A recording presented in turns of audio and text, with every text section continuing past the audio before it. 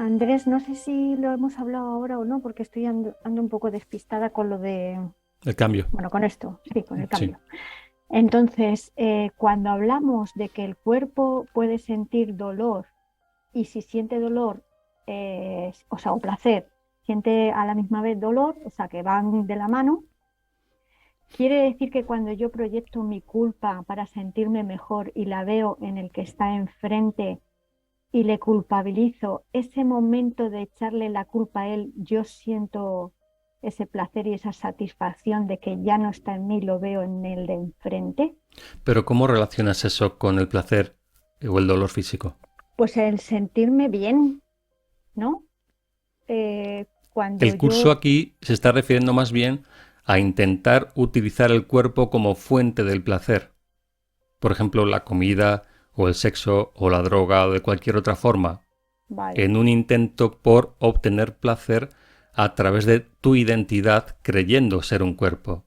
Hay una memoria de la que no se puede prescindir, que es la que dice que en tu identidad reside tu felicidad. Eso el Hijo ujú, de Dios lo sabe.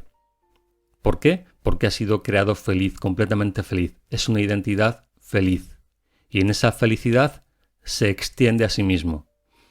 Ahora que se ha producido una distorsión en cuanto a esto, crees ser un cuerpo, pero no puedes prescindir completamente de ese recuerdo de que tu felicidad reside en tu identidad. Y al creer ser un cuerpo, buscas el placer a través del cuerpo.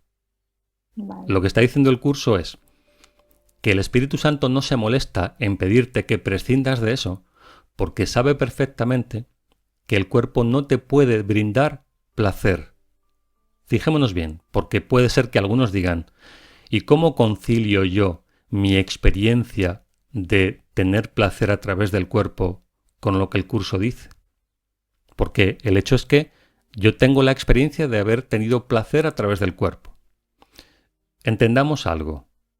El cuerpo es neutro y te devuelve los mensajes que tú le pides que te devuelva. Y algunas veces hemos puesto un ejemplo, ¿m? Con respecto a ciertas sustancias o determinadas prácticas sexuales. Puede ser que muchos coincidan en que algunas cosas son placenteras, pero ¿por qué, por ejemplo, donde algunos encuentran placer, otros encuentran dolor o simplemente indiferencia? Cuando los cuerpos son iguales en cuanto a cómo funcionan. ¿Por qué? mm, Porque hay algunas personas incluso que sienten placer a través del dolor en estas prácticas sexuales. ¿Es entonces una cuestión física o es una cuestión mental el significado que tiene para ti? Y en ese ejemplo lo ampliábamos un poco para que se entendiera mejor. Es un ejemplo muy básico, pero para que nos pueda servir para entender esto. En ese tipo de prácticas, por ejemplo, si tú recibes atención por parte de tus padres únicamente a través de golpes, por ejemplo, o es algo habitual en tu experiencia, inevitablemente vas a asociar la atención con el dolor. Esa es una cuestión de programación mental básica. Si yo solamente me relaciono contigo o principalmente te pongo atención para castigarte, atención, que es lo mismo que amor, es igual a castigo. Busco, por lo tanto, más adelante, cuando además se active la sexualidad, busco el amor a través del dolor. Es mm, así, y entonces llego a esa conclusión. El dolor es placer. No veo claramente la conexión, porque generalmente es inconsciente, pero busco el amor a través del dolor. Para quien no tenga esa conexión puede resultar quizá absurdo o ridículo o incomprensible. Pero si sabes un poco cómo funciona la programación, podrás entender esa relación entre causa y efecto. Bueno, pues esto es lo mismo en diferentes niveles. Lo que el curso está diciendo es, no es posible obtener placer a través del cuerpo. aunque tú creas que es posible, en realidad no es posible. Si crees que es posible es justamente por eso, porque hay una creencia en ti que te dice que lo es. ¿Y el cuerpo qué hace? Te devuelve lo que tú le has pedido. Dame placer a través de esto, como el que busca el amor a través del dolor. Y lo llama Claro, placer. Además, recordemos que hay una confusión entre dicha y dolor. sí, por eso lo había relacionado, porque como estábamos hablando que el cuerpo era neutral y que no podía No puedes pues sentir tener, nada.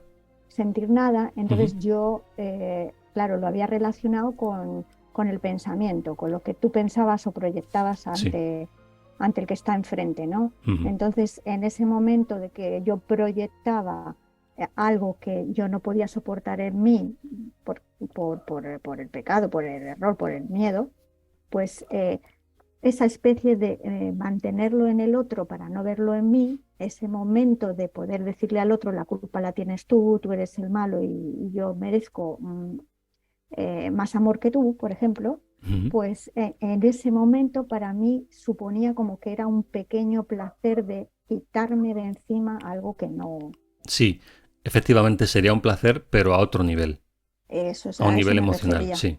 Claro, Ujú. porque había relacionado como que el cuerpo era neutral y que no podía sentir. Por ahí lo había Pero relacionado ahí ves entonces que extrafrontal. se puede proyectar tanto al nivel de las emociones y las Sí, emociones sobre el propio cuerpo, vale, pidiéndole que corresponda con ellas. vale, vale. Muy bien, gracias. Ujú. A ti, Aurora. Perdona, Sí. em, ¿y el orgasmo no es placentero para todo el mundo que lo experimente y es también neutral? O sea, no. Em, Vamos a ver sobre eso, ya que se puede considerar una prueba irrefutable de que eso es así. El orgasmo, por ejemplo. ¿Qué ocurre en una relación, por ejemplo, después de muchos años? ¿Por qué la gente, si eso es realmente placer, por qué la gente acaba aburriéndose de eso? Si es placer, ¿por qué no se conserva? ¿Por qué se intenta, por ejemplo, parejas que llevan mucho tiempo, buscar o incluso forzar nuevas formas de placer o incluir a otras personas en la relación o nuevos estímulos? Porque el estímulo desaparece. Entonces, cuando hablamos del orgasmo como placer, es algo relativo también al tiempo y nos muestra que no puede ser real si está condicionado por el tiempo, ya que lo que es real, en todo caso, como apunta en la dirección correcta, cada vez se va retroalimentando más. Por ejemplo, una relación basada en el amor. ¿Qué pasa con ese amor cuando pasa más tiempo? Que se va depurando, que se va consolidando, se va haciendo más fuerte cada día. Nadie se cansa del amor, nadie dice es que llevamos ya 20 años amándonos y ya la relación está desgastada de tanto amor. No, ¿verdad? Pero a que sí se aplica al sexo, por ejemplo. Entonces, el orgasmo puede ser un estímulo debido a la identificación con el cuerpo, pero precisamente por su propia naturaleza se acaba gastando. Porque la fantasía o la ilusión te puede estimular o te puede engañar un tiempo, pero no te puede engañar todo el tiempo, especialmente cuando hay cierto nivel de preparación mental o de depuración de la percepción. Quien solamente considera que el orgasmo es el sumum del placer, cuando lo vaya perdiendo, se desesperará e intentará buscar reactivar esa misma intensidad de otras formas distintas. Muchas de ellas totalmente degeneradas, por otro lado. Porque es una búsqueda desesperada de la salvación a través de ese impulso.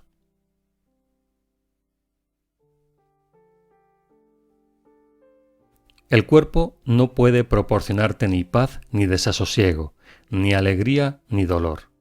Es un medio, no un fin. De por sí no tiene ningún propósito, sino solo el que se le atribuye. El cuerpo parecerá ser aquello que constituya el medio para alcanzar el objetivo que tú le asignes. Solo la mente puede fijar propósitos, y solo la mente puede discernir los medios necesarios para su logro, así como justificar su uso. Tanto la paz como la culpabilidad son estados mentales que se pueden alcanzar.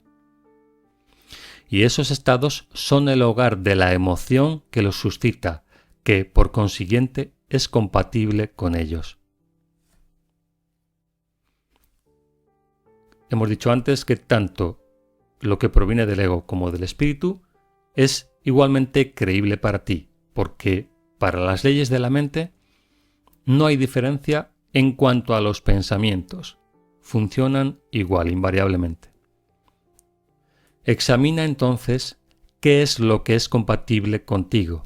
Claro, tú puedes tener dos tipos de pensamientos, reales o falsos, pero los dos no son iguales de compatibles con lo que tú eres, a no ser que tú creas ser algo falso, una ilusión, un concepto. Si es así, te sentirás atraído por los pensamientos falsos y descartarás los pensamientos reales, porque son compatibles, como dice aquí el curso, con lo que tú crees que eres. Pero no te está preguntando eso. Te pide que examines, entonces, qué es lo que es compatible contigo. Compatible con lo que realmente eres, no con lo que te has contado que eres. ¿Por qué? Porque lo que tú eres no puede cambiar. Tú puedes fabricar todas las fantasías que quieras, pero lo que realmente eres no cambia. Así que cuando llega uno de esos pensamientos, examina si es compatible contigo o no. Como dije antes, si tú le quieres dar más importancia a la fantasía, te engañarás pensando que los pensamientos del ego son compatibles contigo. Soy feliz porque me han dicho que qué guapo soy. Que qué bien me veo. Por eso soy feliz. Porque soy un cuerpo agradable, soy un cuerpo atractivo. Eso que me han dicho es compatible conmigo. Bien. El hecho es que no. El hecho es que estás viviendo una fantasía. Y las fantasías tienen un precio que tendrás que pagar. Que es justamente ese. Creer que eres un cuerpo con todo lo que ello implica que no estás viendo cuando te sientes tan feliz porque te han dicho lo bonito que eres. ¿Vemos? Esa es la parte que no se está viendo. Examina entonces qué es lo que es compatible contigo. Esta es la elección que tienes ante ti y es una elección libre. Mas todo lo que radica en ella vendrá con ella. Es lo que estoy diciendo. Eres libre de elegir, quieres ser un cuerpo perfecto. Y entonces sentirás que hay pensamientos compatibles. Pero todo lo que es compatible también con eso, la limitación, la enfermedad, la muerte, el sacrificio, la pérdida, asociado a la insuficiencia que el cuerpo representa, también llegará.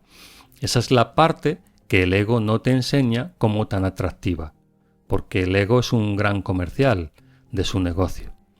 Te enseña solamente la parte atractiva, no la otra parte. Repito la frase 3. Mas todo lo que radica en ella vendrá con ella, con tu elección, y lo que crees ser jamás puede estar separado de ella. El cuerpo aparenta ser el gran traidor de la fe. En él residen la desilusión y las semillas de la falta de fe, mas solo si le pides lo que no puede dar. Puede ser tu error causa razonable para la depresión, la desilusión y el ataque de represalia contra lo que crees que te ha fallado. No uses tu error para justificar tu falta de fe. Veamos.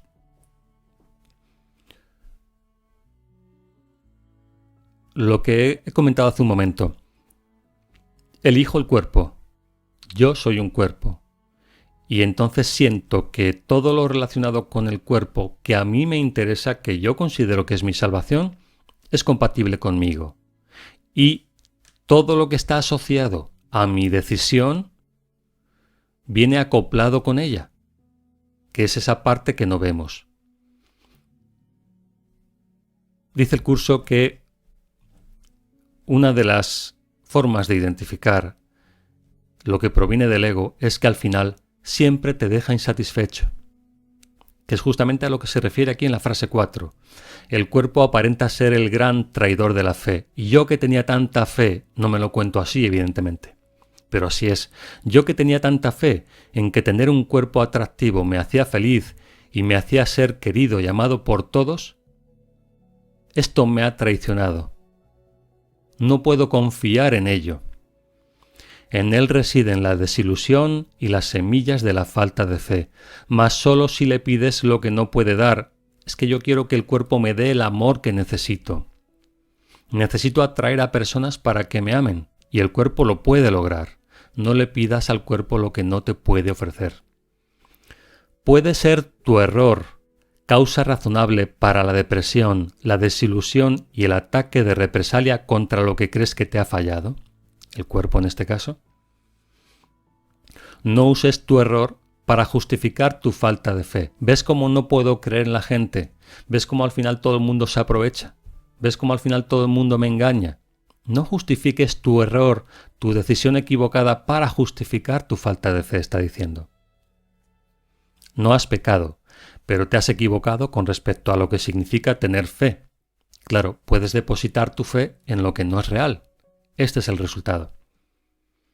Mas la corrección de tu error te dará motivos para tener fe. Una vez que entiendas lo que ha ocurrido, puedes elegir de nuevo y entonces te darás cuenta de que tener fe sí está justificado, pero cuando lo pones en lo que es real, evidentemente. Esta frase que viene ahora también es clave para entender lo que ha dicho anteriormente acerca de que el Espíritu Santo no se molesta siquiera en pedirte que renuncies al placer a través del cuerpo. Es muy importante entender esta parte que viene, porque es la continuación de lo que decía antes. Es imposible tratar de obtener placer a través del cuerpo y no hallar dolor. Vamos a recordarlo para establecer un puente. Estamos en la página anterior, en el párrafo 3, página 460 de esta edición. Párrafo 3, frase 5. El Espíritu Santo no te exige que sacrifiques la esperanza de obtener placer a través del cuerpo, pues no hay esperanza alguna de que el cuerpo te pueda proporcionar placer. Y ahora vamos con el párrafo 12. Es imposible tratar, no conseguirlo. Fijémonos bien en el matiz. Es imposible tratar de obtener placer a través del cuerpo y no hallar dolor. Como dije antes, esto nos puede confrontar por estas experiencias a las que damos validez. Yo he sentido placer a través del cuerpo. Lo hemos comentado antes, ¿verdad? Para no repetirlo. Depende de lo que tú creas.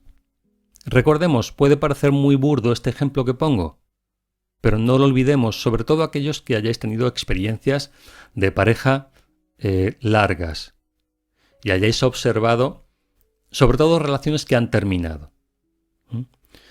¿Cómo ha cambiado el estímulo?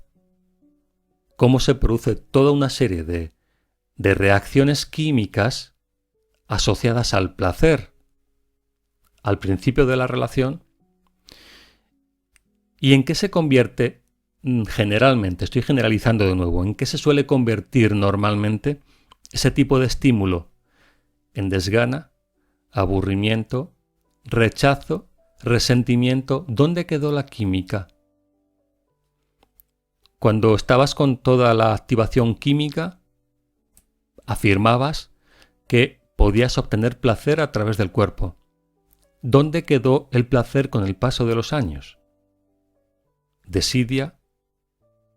¿Lo vemos? El cuerpo sigue siendo el mismo, o más o menos el mismo.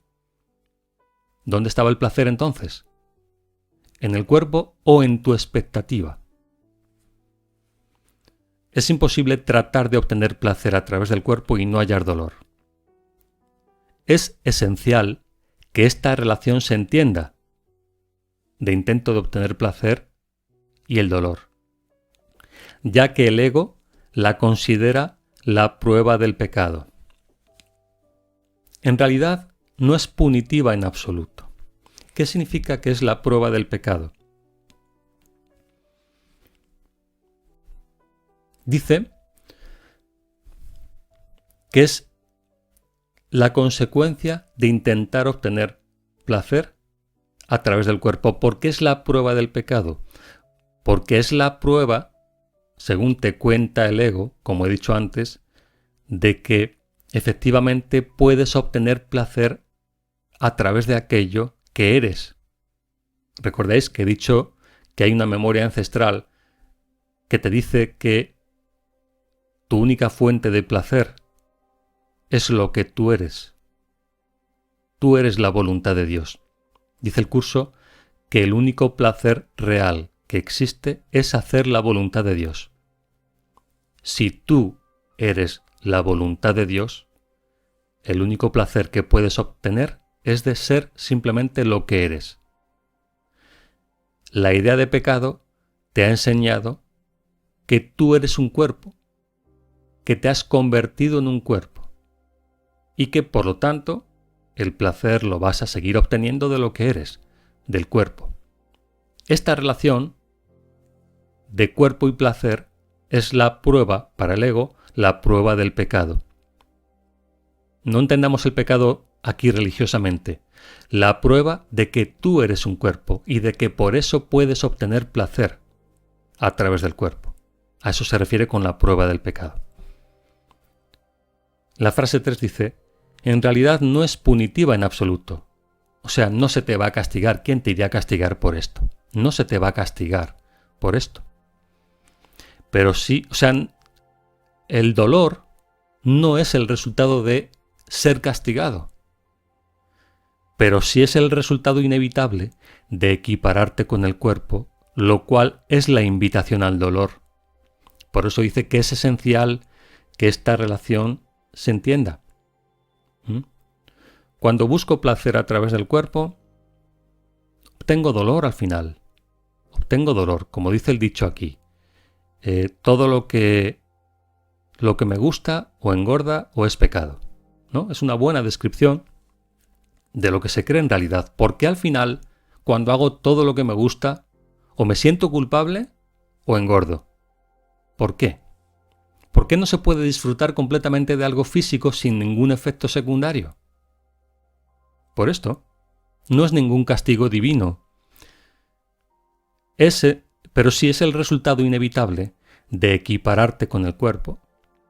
¿Y qué es el cuerpo? ¿Qué significa identificarse con el cuerpo? Identificarse con la limitación, con la insuficiencia, lo cual es la invitación al dolor.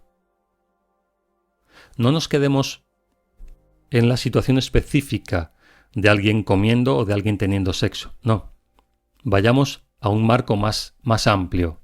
Alguien tratando de obtener placer, por tanto, llenando un vacío existencial a través del cuerpo. El cuerpo, mi salvación. El cuerpo, mi salvación. ¿Te sientes a salvo en este mundo de cuerpos? No, ¿verdad? Más bien se podría decir que todo lo contrario.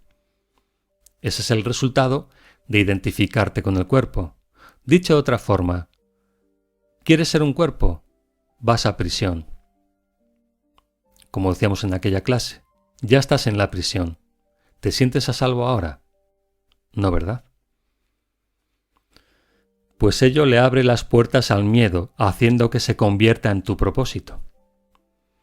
La atracción de la culpabilidad no puede sino entrar con él, y cualquier cosa que el miedo le ordene hacer al cuerpo es, por lo tanto, dolorosa. Este compartirá el dolor de todas las ilusiones, y la ilusión de placer se experimentará como dolor. ¿No es acaso esto inevitable? El cuerpo, aquí amplía un poco más la explicación. ¿No es acaso esto inevitable?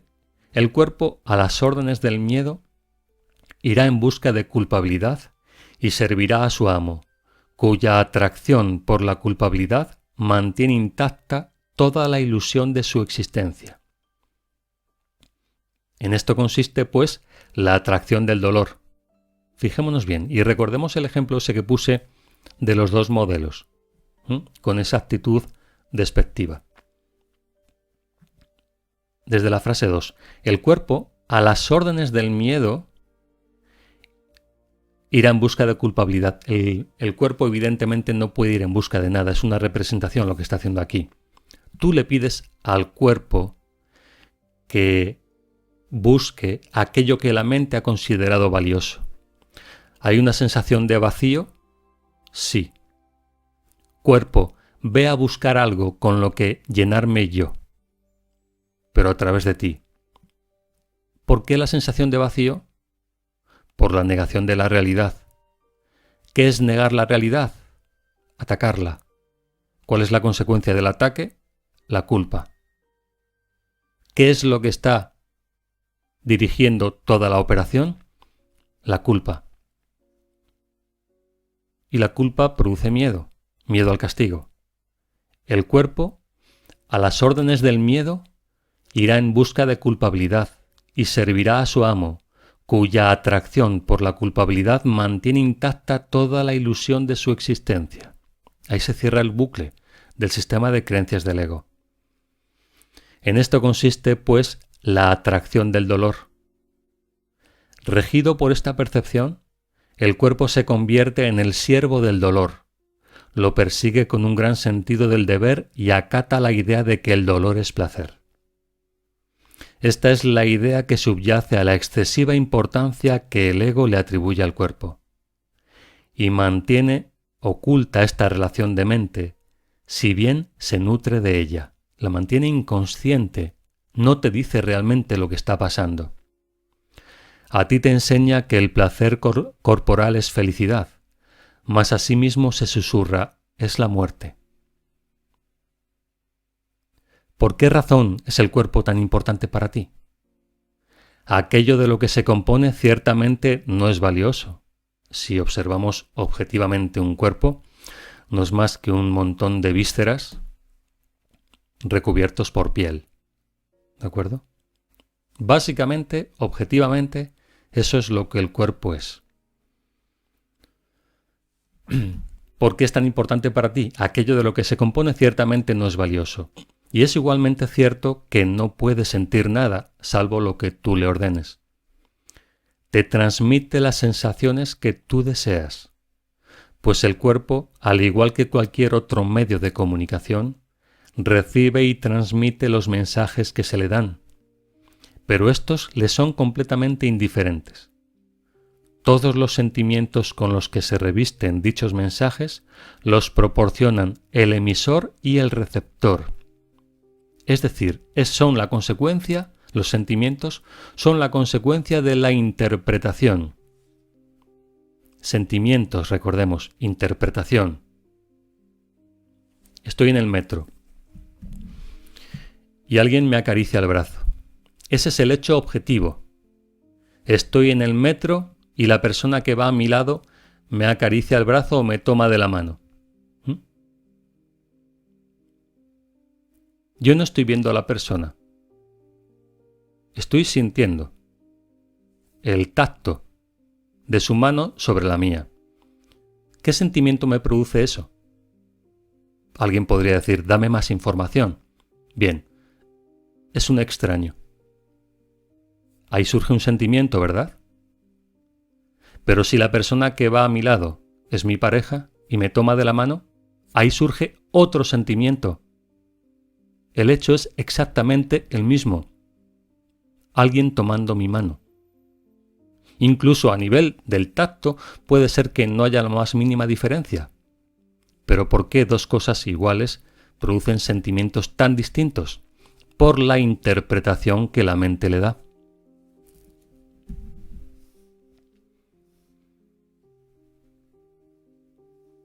Todos los sentimientos, estamos en la frase 7, todos los sentimientos con los que se revisten dichos mensajes los proporcionan el emisor y el receptor. que son la misma mente. La misma mente emite y recibe el mensaje a través de la experiencia, mediante la cual circula. Tanto el ego como el Espíritu Santo reconocen esto, y ambos reconocen también que aquí el emisor y el receptor son uno y lo mismo. El Espíritu Santo te dice esto con alegría. Solo estás tú aquí, no hay nadie más. El ego te lo oculta, es el otro el que viene a acosarte o es el otro el que viene a atacarte. No te dice que el emisor de esa experiencia, el que genera esa experiencia, eres tú mismo, porque le interesa que no lo sepas. El ego te lo oculta, pues no quiere que seas consciente de ello. ¿Quién transmitiría mensajes de odio y de ataque si entendiese que se los está enviando a sí mismo? ¿Quién se acusaría, se declararía culpable y se condenaría a sí mismo? Es decir, el victimismo no se puede conservar si tú comprendes que eres el único que está generando aquí todo esto. El ego siempre proyecta sus mensajes fuera de ti, al creer que es otro y no tú el que ha de sufrir por tus mensajes de ataque y culpabilidad. E incluso si tú sufres, el otro ha de sufrir aún más. El supremo engañador reconoce que esto no es verdad, pero como enemigo de la paz que es, te incita a que proyectes todos tus mensajes de odio y así te liberes a ti mismo. Es lo que ocurre en realidad, que quedas encerrado en tu propia percepción, al no comprender que tú eres la causa de tu propia experiencia. Y para convencerte de que esto es posible, le ordena al cuerpo a que busque dolor en el ataque contra otro, lo llame placer y te lo ofrezca como tu liberación del ataque, que es lo que decía justamente antes, creo que era Aurora, el placer de la proyección. No hagas caso de su locura, ni creas que lo imposible es verdad. No olvides que el ego ha consagrado el cuerpo al objetivo del pecado y que tiene absoluta fe de que el cuerpo puede lograrlo. Darte felicidad. Sus sombríos discípulos entonan incesantemente alabanzas al cuerpo, en solemne celebración del poderío del ego. No hay ni uno solo que no crea que sucumbir a la atracción de la culpabilidad es la manera de escaparse del dolor. Ni uno solo de ellos puede dejar de identificarse a sí mismo con su propio cuerpo, sin el cual moriría, pero dentro del cual su muerte es igualmente inevitable. Por eso vemos esa obsesión con mantener el cuerpo eternamente.